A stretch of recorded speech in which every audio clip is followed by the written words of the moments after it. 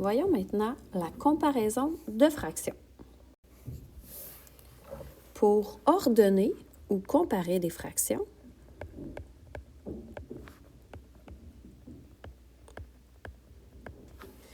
on peut s'appuyer sur certains raisonnements.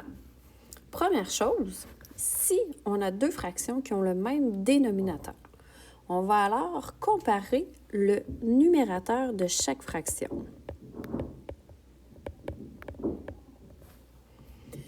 Nécessairement, la fraction qui aura le plus grand numérateur sera la fraction la plus grande. Dans notre exemple, on veut comparer 3 cinquièmes et 4 cinquièmes.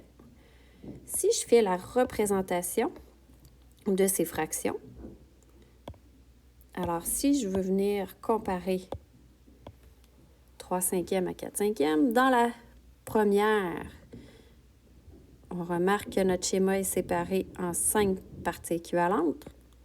Je vais en colorier 3. Alors, j'ai 3 cinquièmes de représenter. Dans la deuxième fraction, je veux représenter 4 cinquièmes. Je vais donc colorier 4 parts sur les 5.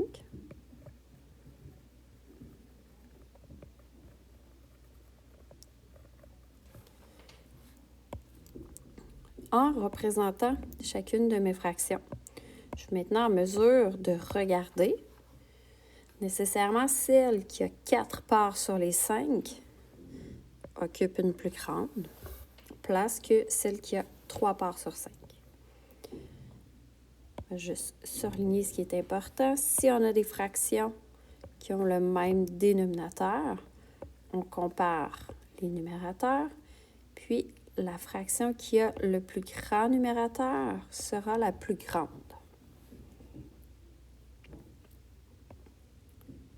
Deuxième raisonnement auquel on peut faire face, c'est si les fractions ont le même numérateur.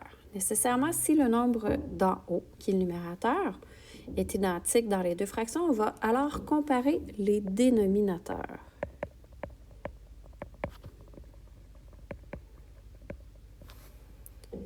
Alors, la fraction qui aura le plus petit dénominateur sera la plus grande. Il faut vraiment faire attention ici, car on se rappelle, le dénominateur représente le nombre de parts équivalentes pour lequel on sépare notre entier.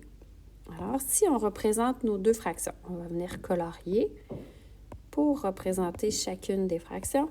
Encore une fois, on veut comparer ici 3 cinquièmes à gauche. Alors, j'en colore 3 parts sur les 5. J'ai 3 cinquièmes de représenter. Celle de droite a changé. Au lieu d'avoir 4 cinquièmes, on doit représenter 3 quarts. On se rappelle, le dénominateur représente le nombre de parts égales. Alors, mon entier est séparé en 4 parts équivalentes. Et si je veux représenter 3 quarts, je vais venir colorier 3 parties sur les 4 pour avoir un 3 quarts. Et maintenant, je dois aller faire le raisonnement. Si je veux comparer mes deux fractions, je regarde 3 cinquièmes et 3 quarts. On voit que la portion manquante pour atteindre mon entier est plus petite dans 3 quarts. Alors, 3 quarts sera supérieur à 3 cinquièmes. Si on surligne encore une fois, si le numérateur est pareil, on compare les dénominateurs. Et là, il faut faire attention, la fraction qui a le plus petit dénominateur sera la plus grande.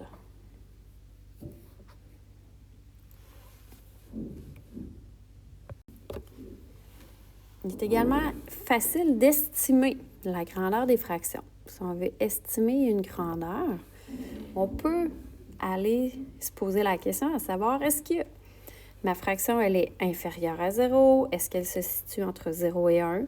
Entre 1 et 2? Encore là, on peut aller comparer aussi à la moitié, entre 0 et 1,5, entre 1,5 et 1. Est-ce qu'elle est supérieure à 1? On peut toujours Regardez ça. Alors, si on regarde les deux représentations du bas, en bas de l'encadré, la première représentation, notre entier est séparé en 8 parts équivalentes et j'en ai 3 de coloriés. Alors, ici, on a 3/8 qui est représenté. Pour savoir cette fraction se situe entre quoi et quoi, on se pose la question. On sait que la moitié de 8, c'est 4, et là, j'en ai moins que la moitié. J'ai 3 parts sur les 8 de coloriés. Alors, 3/8 se situera entre 0 et 1/2.